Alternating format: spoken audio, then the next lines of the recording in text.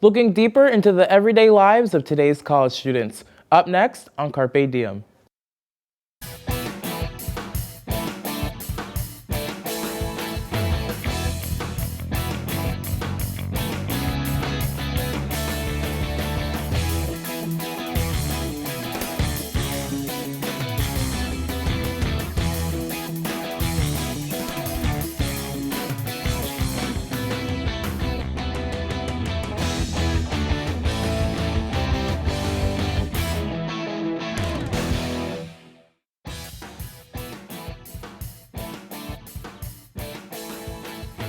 Hello and welcome to Carpe Diem. I'm Saz Kazengwa. Look at these faces. They may seem like ordinary college students working their way through school and enjoying life. But beneath the surface, these students and many more around the country are facing extremely difficult issues while still balancing ordinary responsibilities. Today, we take a closer look at the lives of college students and explore relevant topics that affect their mental and emotional health. First, as tuition rates rise, so do the worries of many college students. We begin by discovering the difficulties of financing higher education and how students today are handling it. The choice of pursuing college has not been an easy one for students in recent years. 2/3 of students graduating from American colleges and universities will be graduating with some sort of debt. The Consumer Financial Protection Bureau estimates the student debt has topped $1 trillion, surpassing credit card debt. Many students have had to rely on scholarships, grants, federal aid, and private loans to pay for the expense of a higher education. With so much uncertainty about how they will pay for college, many students don't know the options that are out there. Financial aid in general falls into three big categories. Grants and scholarships, which is free money, and students don't have to repay it, and loans, and then student employment. On the federal side, the largest program is the federal Pell Grant program. That is awarded based on the federal government's calculation of the expected family contribution. So students filed the three application for federal student aid, the FAFSA form. Assuming that you are a citizen or an eligible non-citizen, you file the FAFSA, you will be offered a federal Stafford loan. The program has limits based on the student's year in school. So for a freshman, the limit is $5,500. Sophomore, $6,500, junior and senior, $7,500. If you go to grad school, it's actually $20,500 per year that they can borrow in that program. The Federal Plus loan is the parent loan for undergraduate students, and that's a loan program where dependent students' parents can apply for a loan, and it is credit-based. Students like Savre Garnett, a junior at Montclair State University, have had to take out loans, but even with the extra help, it has still been hard. Freshman year pretty much started out with financial aid and everything like that, but my financial aid didn't cover everything. Sophomore year, things got a little rocky, I guess, and it was a little bit more difficult for me to make my half of my tuition that I have to come out of pocket. So my parents had to pay the majority of it in order for me to register on time. Major state spending cuts have had serious consequences for public colleges and universities across the country. States provide 53% of the funding to these institutions, and when state funds are cut, colleges and universities usually have to raise tuition to cover that gap. Annual tuition for 4-year public universities has risen by a national average of 28%. Montclair State senior Sahai General is going into her 5th year of paying for college. It has been a bumpy road. I did notice that tuition has been going up as the years go on. Financially, it was a lot more helpful in community college. I went through without paying a dime. And then when I came here, they couldn't supply enough, I guess because it's more expensive. You know, the classes cost more and tuition's a lot more expensive. So when I came here, I'd have to accept loans. Freshman Grace Junn is starting her financial journey. She is the first person in her family to attend college. I'm able to pay for school this freshman year of college is through a lot of federal grants, also with the financial aid loans. Plus I got a couple of scholarships from my school, so that also helped a lot. Every student has their own personal anecdote that describes to others who they are and who they aspire to be. These backgrounds range from 2-parent households to being raised in the system, and it just so happens that my story involves both. The task of paying for college is even more complicated for Paulina Zuzak, a senior at Dover High School. When I was little, it was determined that my parents could not properly take care of my siblings and me. At the age of 4 years old, I was forced to go live with my grandparents. I live with my grandparents, so since I live with my grandparents, I should be able to get more money from financial aid, opposed to living with my parents, who people would think they would make more money and being able to support us, but in our situation, it's our grandparents who make more money, and we get help from the state. They'll probably see that and try to help out also. To afford college, Paulina Zuzak will be applying for the Equal Opportunity Fund, or EOF program, of the state university of her choice. This program assists students from educationally and economically disadvantaged backgrounds attend college. Montclair State alumnus Sophia Chavez was fortunate enough not to have taken out any loans while in school. When I graduated high school, I had a lot of swimming scholarships because I swam all 4 years of high school. And they were just schools that were far away that only covered a little bit of the tuition, and I'd still have to pay for everything else. It wasn't a full ride. So my father said, well, you got into Montclair, and we live like 10 minutes away from there. So if you just live at home and go to Montclair, I'll pay for school, and you won't have to worry about any debt or loans. If you go to one of those schools that you got scholarships to, then you're going to have to take out a few loans. For students like Sahai General, having a parent pay for her education was not an option. I have to help my mother with my sisters, and then my mother herself has a disability, so there's only so much she can do. She has a prosthesis from her hip to her knee, so it's a metal bone inside of her leg because she's a cancer survivor. She has to work the bare minimum because if she works more, they'll say she can afford to put me through school. It wasn't an option to take a higher paying job because if she did, she'd put us in even further debt, and we'd end up having to scrape by with the bare minimum. A lot of people don't go to college because they can't afford it. A lot of people drop out their first year because they can't afford it. It's, even with financial aid, I mean, like, most of the time financial aid doesn't give you what you need.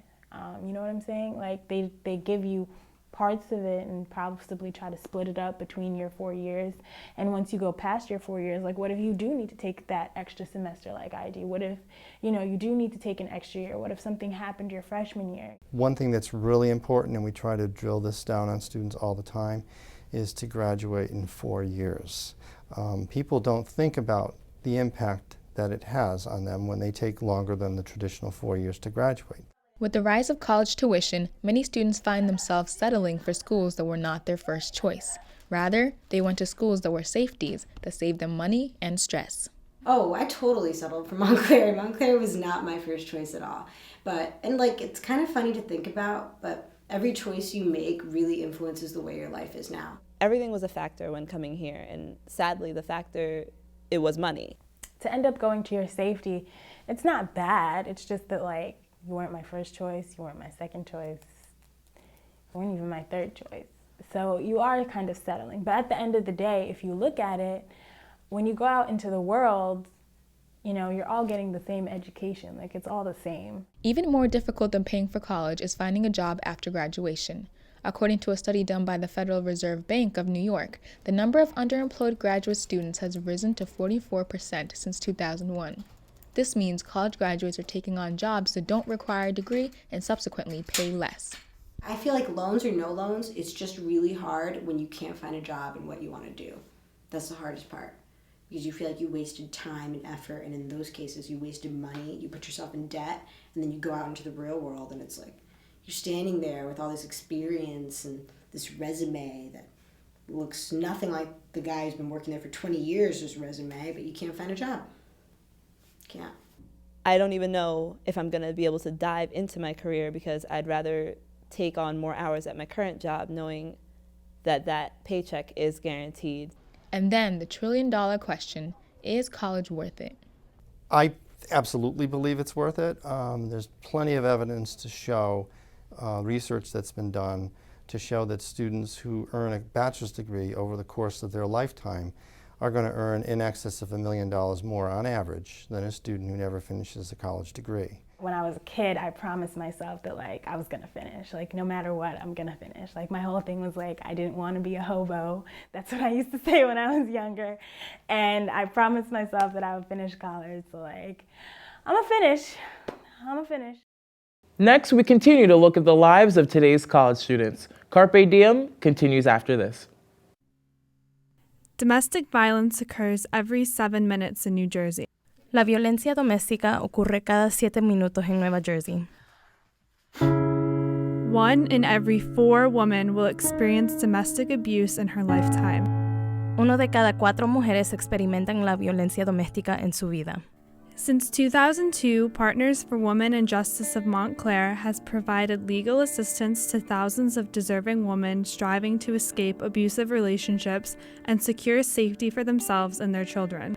Partners for Women and Justice is a nonprofit organization that empowers low-income and abused women to build safe and secure futures for themselves and their children by providing equal access to justice. They offer quality legal assistance in domestic violence and family law matters.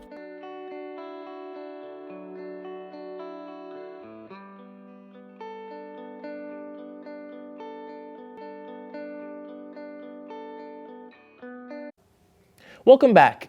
Montclair State is host to a surprisingly large amount of veterans and service members.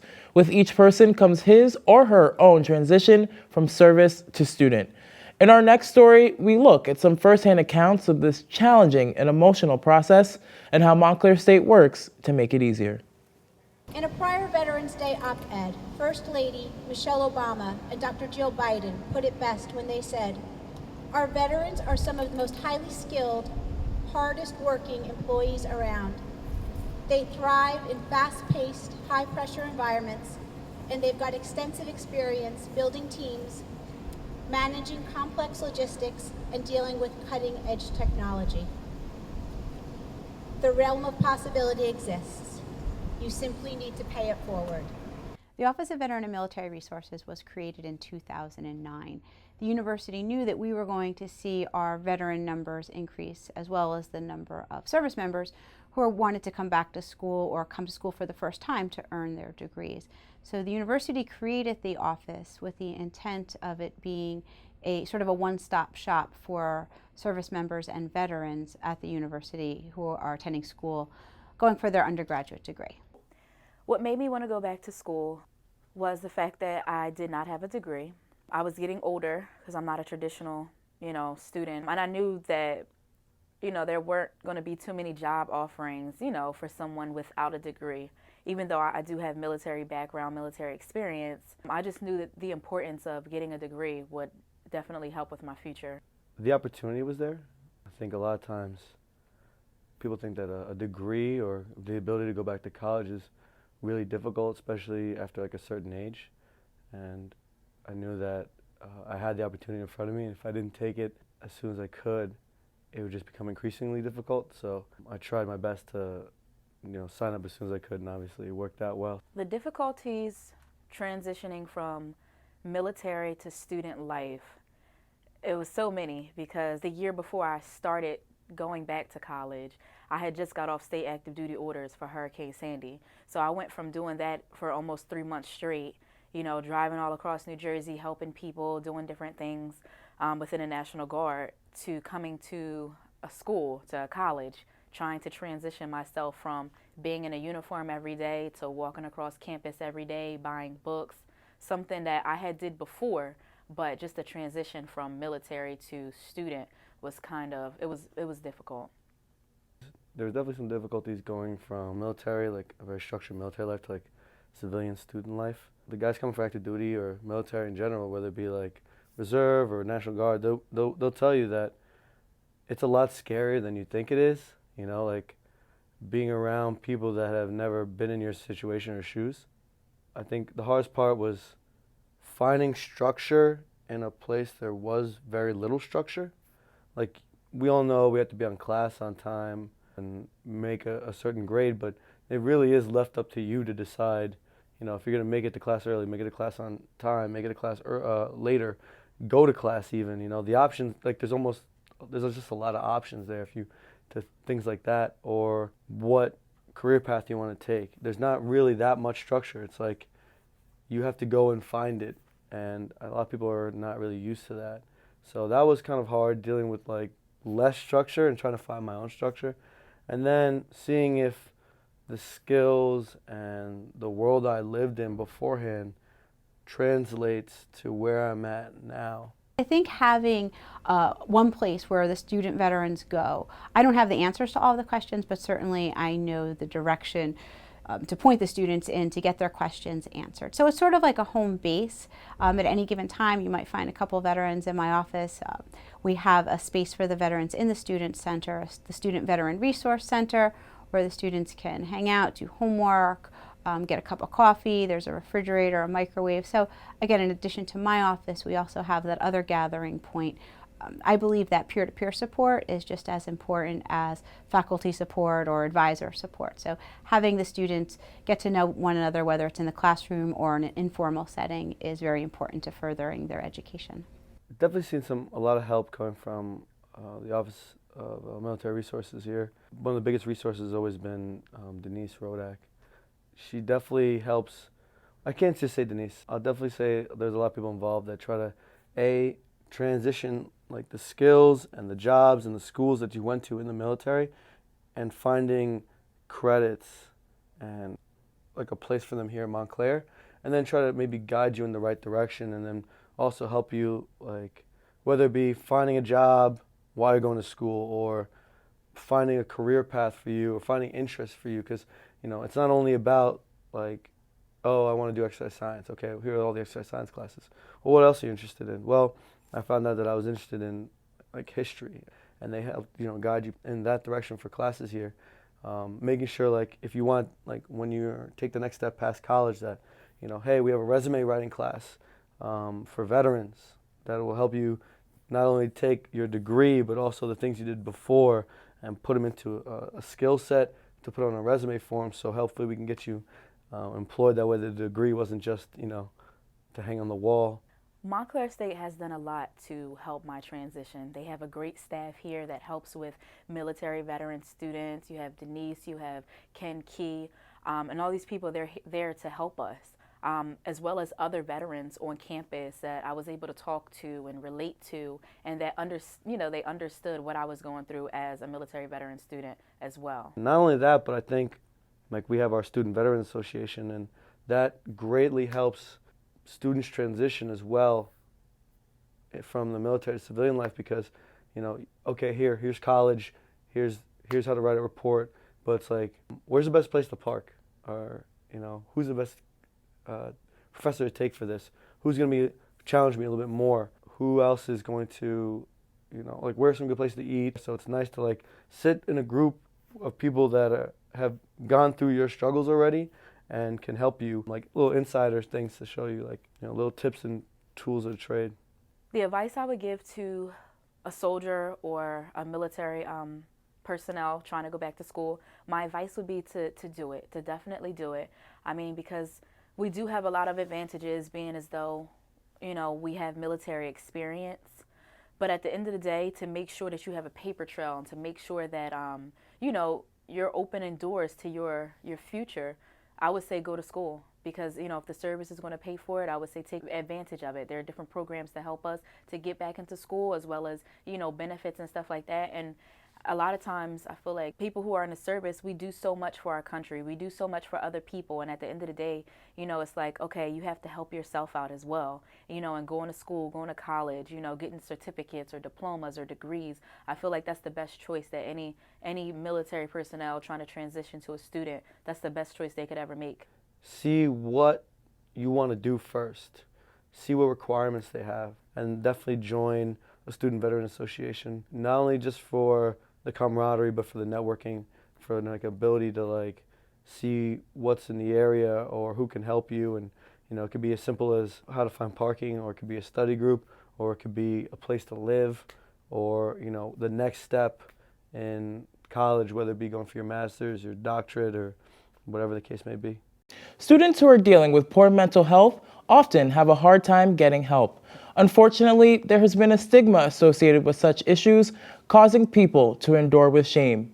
Yet more and more people working to stop the stigma are beginning to heal by opening up. Take a look.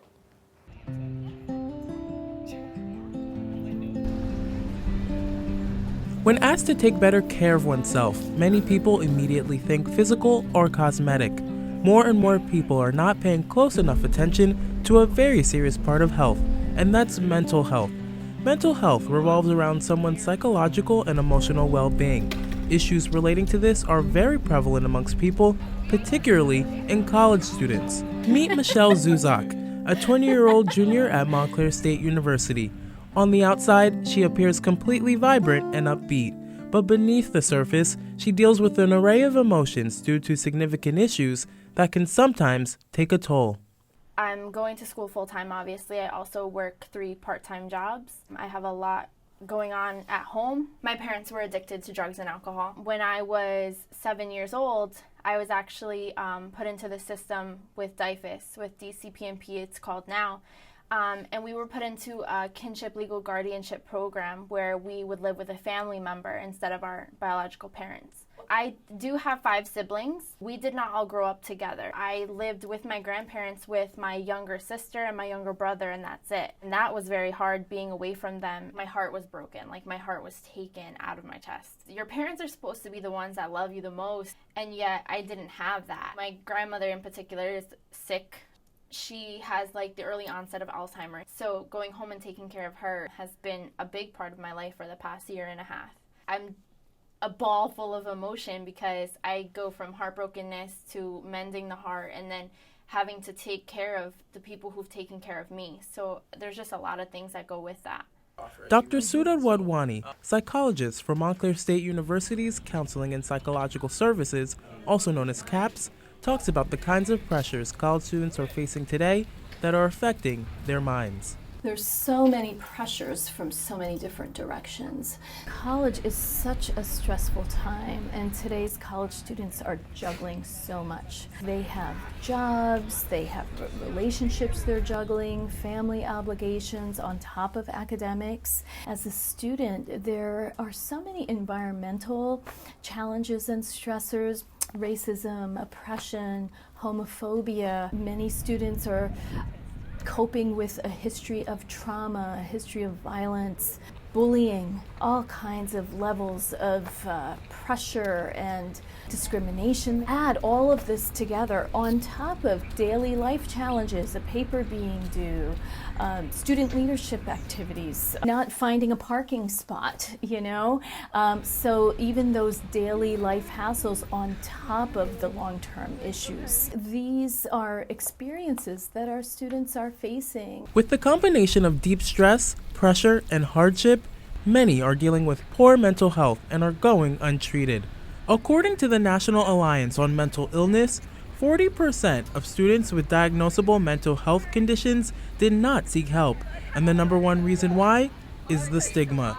With this, many are continuing to suffer with the feeling of shame. I've dealt and I'm still diagnosed with depression, and that's something I deal with every day. It is very hard for you to really know what's beneath someone. I know from personal experience, I was very good at hiding exactly what I felt. Even the closest people to me couldn't tell what was going through my mind, what I was feeling. I never talked about things. I never went to therapy. I never did any of that. I think it might be a mix of not wanting to let people know how I was feeling and not wanting people to know the situation. There has been a negative connotation associated with mental illness. Historically films like One Flew Over the Cuckoo's Nest, the terms like crazy. There's something that signifies that it's weak to have a mental health problem. To stop the stigma, it's important to change the conversation. That is the objective of Active Minds, a nonprofit organization that empowers students to speak about mental health, to educate others, and encourage people to get help. Campus-based chapters are available around the nation, including at Montclair State University. Chapter President Melanie Siapi talks about her personal struggle and how it led her to speak up. Why I do it is actually because 5 years ago, my brother committed suicide when I was in high school, and since then, I've always wanted to promote mental health awareness. I want to promote like suicide prevention on campus, and we do a lot of tabling, a lot of outreach to the students here to get that word about what mental health is. During our meetings at Active Minds, we have a different topic each week. It's always about something mental health related, something stigma related, and we talk about it within our own lives. Seeking help by talking about issues just as members of Active Minds do each week, is an important first step towards improving one's mental health. What I did when I was in high school was isolate myself. And once I realized that that technique wasn't helping me, and once I opened myself to therapy, that's when I saw a dramatic effect and a dramatic impact on my life and a huge change for the better. It takes courage to seek help. It's okay to acknowledge our emotions, our feelings, and even our challenges and difficulties. And if we acknowledge them, we can actually overcome them and make changes. Another great way to improve one's mental health is through campus involvement and community engagement. One thing the research shows is that students who are more involved actually do better in school. It gives you a sense of purpose. It gives you positive energy. It helps you connect with other students with similar interests and passions. It gives you a reason to get out of bed.